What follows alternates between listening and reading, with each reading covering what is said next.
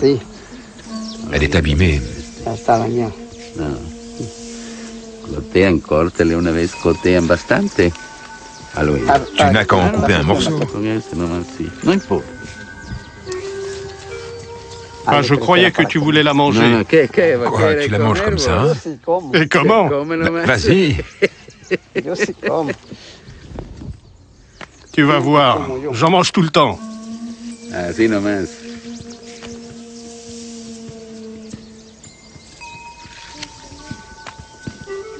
Yo siempre J'en mange para- souvent para pour garder la seguir santé. curando. ¿Cómo le va Ton con el cœur se corazón? porte bien. Sí, Oui, bien. tout va bien. Colesterol también. Bien, estoy... Todo bien.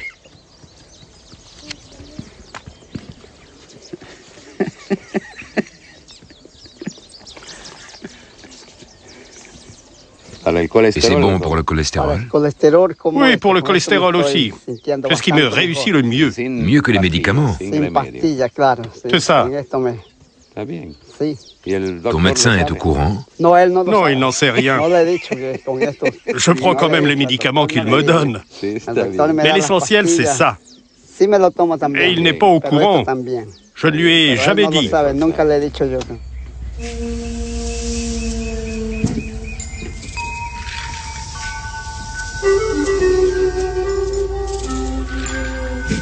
Il aime les milieux chauds et secs et ressemble à un cactus, mais les apparences sont trompeuses.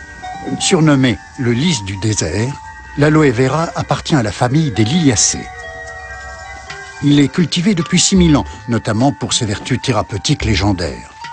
Dans l'Égypte antique, Néfertiti et Cléopâtre s'en servaient comme soin du corps. Les guerriers d'Alexandre le Grand l'utilisaient sur leurs plaies pour son pouvoir coagulant et cicatrisant. Quant à Christophe Colomb, il surnommait l'aloès son médecin en peau et en conservait toujours à bord. Avec pas moins de 400 principes actifs, il est prouvé que l'aloe vera apaise les blessures et les coups de soleil. Des études récentes ont confirmé ses vertus. Mousse de rasage, crème solaire, lessive, papier hygiénique, bonbons, shampoing pour chien, yaourt, sous-vêtements, jus, gel ou encore crème pour la peau. L'aloès est en plein essor. Lorsque le produit contient de l'aloe vera, ça plaît aux consommateurs. Ils pensent que c'est vraiment bon pour eux. Joseph Kim est le gérant d'une entreprise américaine qui produit du jus et de la poudre d'aloès pour l'industrie cosmétique et agroalimentaire. Ce Coréen est un adepte convaincu de cette plante miraculeuse.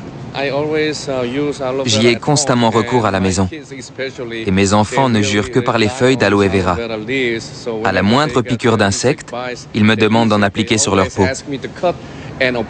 En 1988, Yoon-ho Lee achète Hilltop Gardens et se lance lui-même dans la plantation de l'Aloe barbadensis Miller, le nom botanique exact de l'espèce d'aloès aux propriétés médicinales.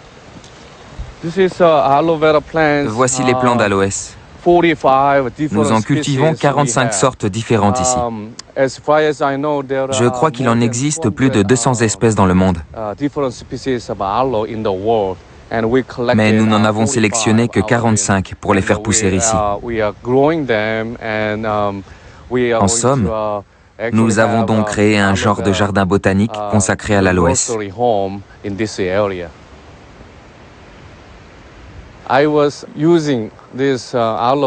J'utilisais déjà l'aloe vera quand j'étais petit. Ma mère m'appliquait souvent cette plante sur les jambes ou les bras lorsque je me blessais.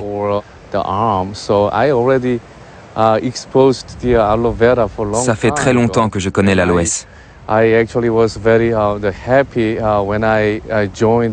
Je suis enchanté d'avoir eu l'occasion d'en apprendre davantage sur ses propriétés. Et cela grâce à cette société.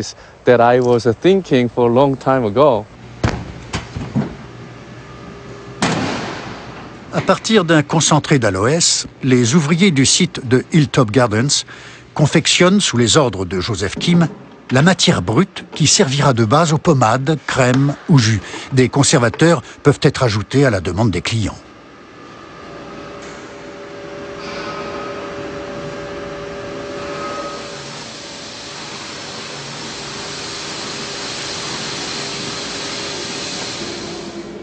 Un chimiste assure un contrôle permanent de la qualité. Si l'aloe vera est aussi recherché, c'est notamment grâce au mélange unique de polysaccharides qui fait sa particularité. Certains de ces sucres complexes sont même spécifiques à la plante.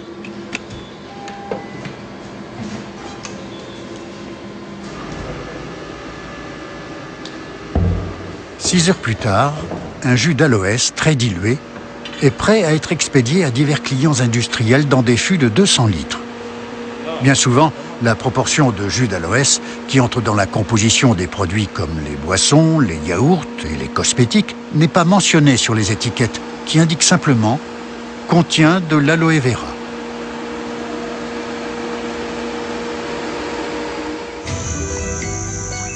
L'aloès a deux ennemis, trop d'eau et le froid. En 1989, une seule nuit de gel a suffi à anéantir les plantations texanes.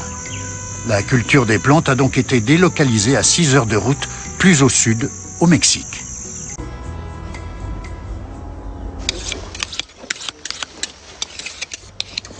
Le directeur de la plantation, Maximiliano González, rappelle aux moissonneurs les précautions à prendre. On ne va couper que 2 feuilles par plante. Surtout, attention de ne pas les abîmer. Ne pas abîmer les aloès. Reformer les mêmes équipes qu'hier. Pour Maximiliano, cette plante qu'il côtoie depuis 23 ans doit faire l'objet de 1000 égards. Ça me fascine de travailler pour cette plantation. Parce que pour moi, l'aloès, c'est comme une femme dont il faut s'occuper constamment. C'est une plante merveilleuse. À cette époque de l'année, elle est en fleurs et déploie toute sa beauté. Il est très important de lui apporter les soins dont elle a besoin, car c'est une aubaine pour la médecine, les cosmétiques et l'alimentation. La région située entre la frontière du Rio Grande et la ville de Tampico est couverte de grandes plantations où l'on cultive maïs, melons, oignons et piments rouges, essentiellement pour le marché américain qui dicte les prix. La plupart des habitants s'en sortent grâce à des emplois saisonniers, en faisant des récoltes ici ou là. Ils gagnent à peine assez d'argent pour survivre. Plus de 90% des hommes passent la frontière au moins une fois dans leur vie pour aller travailler illégalement aux États-Unis. Leonardo et ses collègues d'Aloe Corp ont des emplois fixes et sont couverts par l'assurance maladie. Ils travaillent 6 jours par semaine avec une journée de congé payé et gagnent 10 à 15 $ par jour. Ici, un kilo de riz coûte 75 cents et de nombreux articles de la vie quotidienne sont presque aussi chers qu'en Allemagne ou en France.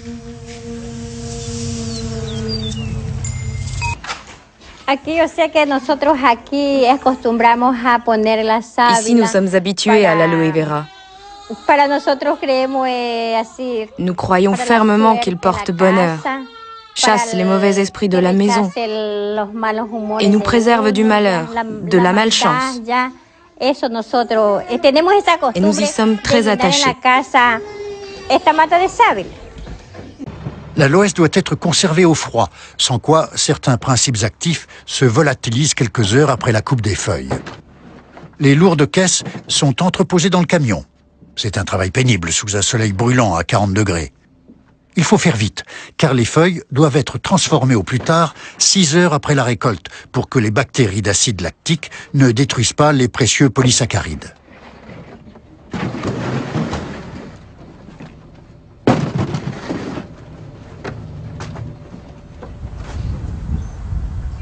Deux heures plus tard, la journée se termine pour l'équipe. Le camion quitte la plantation et prend la direction de l'usine.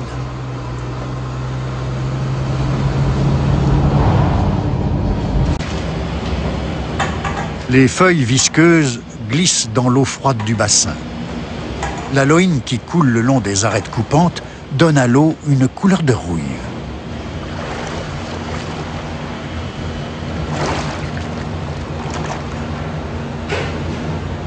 Les feuilles volumineuses sont placées à la main sur une bande transporteuse qui les conduit à l'intérieur de l'usine.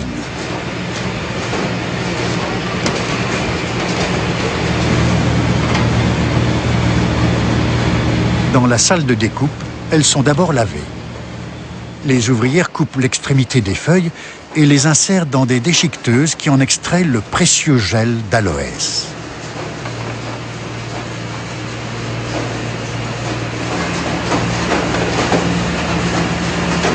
C'est Nancy Riviera qui dirige les opérations. Je suis chargée du contrôle de qualité. Ma mission est de vérifier la marchandise depuis son arrivée sous la forme de feuilles jusqu'au stade du produit fini.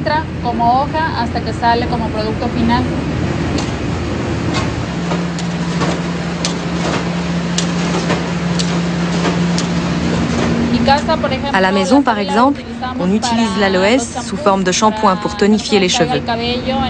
Dans la salle de bain, j'ai du shampoing fait maison à base de jus d'aloès.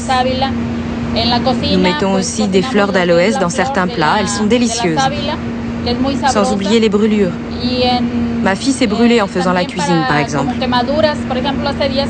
J'ai coupé une feuille, extrait le gel d'aloès et en ai versé un peu sur la brûlure. La douleur s'est apaisée tout de suite. Nous utilisons beaucoup l'aloe vera, c'est vrai.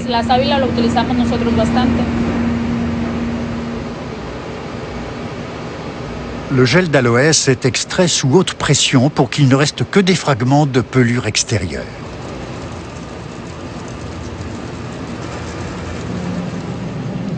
Désormais, sous forme liquide, il passe à plusieurs reprises dans un réseau de filtres à charbon. Une bonne partie de l'aloïne et de l'eau contenue dans le gel sont ainsi éliminées.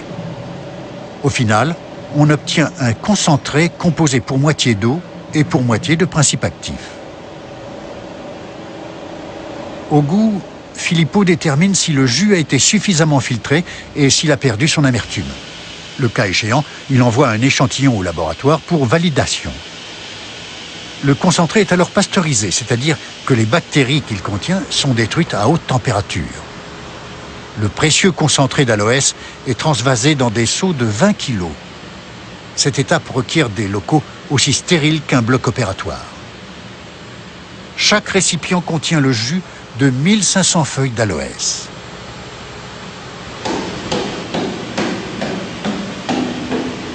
L'industrie cosmétique utilise principalement de la poudre d'aloe vera. Une partie du jus d'aloès est donc séchée et toute trace d'eau est éliminée du concentré qui contient maintenant des principes actifs purs. 1 kilo de cette poudre coûte jusqu'à 350 $.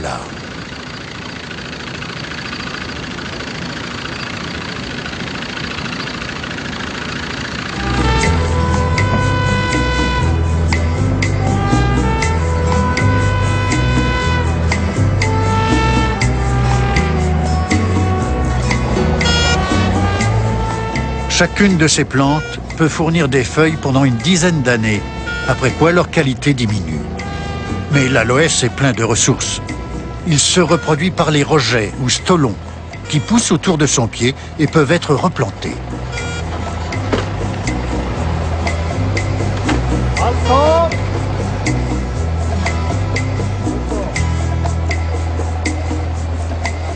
José Garcia Serrano travaille depuis 3 ans pour Aloe Corp. L'aloès est sa source de revenus, mais ses principes actifs contribuent aussi à la santé de sa fille Lorena, atteinte d'un cancer du sein.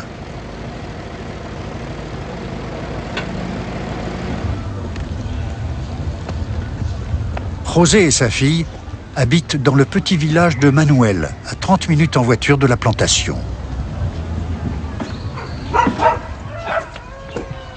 Il cultive ce médicament naturel dans son propre jardin.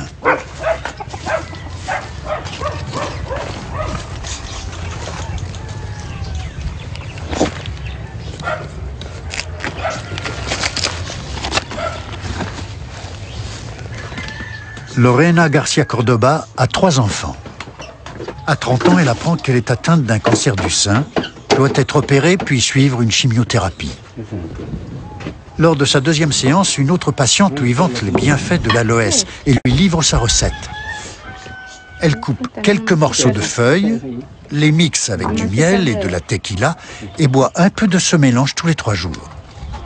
Ainsi, explique-t-elle, elle supporte mieux la chimiothérapie et les effets secondaires du traitement ont pratiquement disparu. Lorena est encouragée par ce témoignage.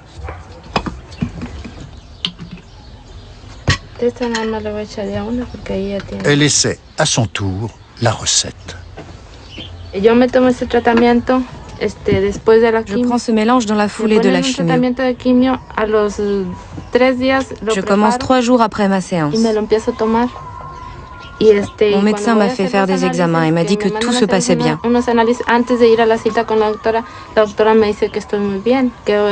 Le traitement est efficace. Je crois que c'est grâce à l'interaction des 2 types de soins, la chimiothérapie et l'aloès.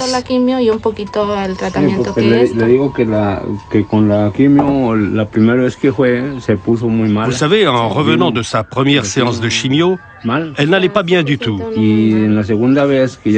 La deuxième fois, elle a pris de l'aloès. Et elle s'est tout de suite sentie beaucoup mieux.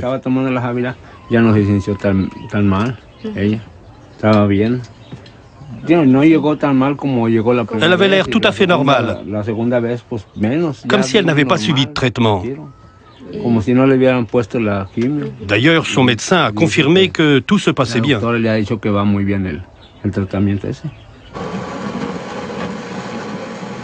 L'aloès ne soigne pas le cancer et ne peut bien sûr pas l'éviter. Il ne remplace en aucune façon la médecine classique, mais de nombreux malades ont remarqué que le jus d'aloès, lorsqu'il est bien employé, peut atténuer les effets secondaires d'un traitement lourd.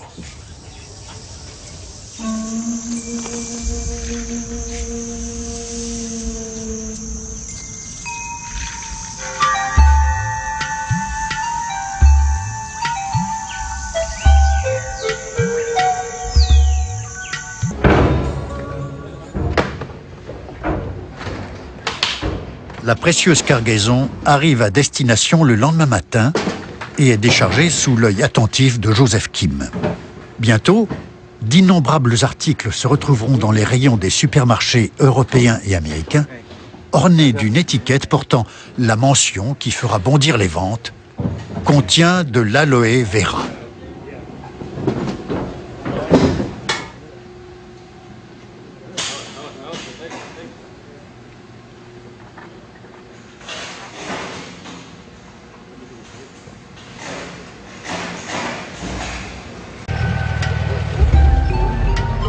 Le lys du désert n'est pas une plante miracle, mais elle fait du bien aux habitants de Colonche, aux ouvriers mexicains et à la santé de tous, dans le monde entier.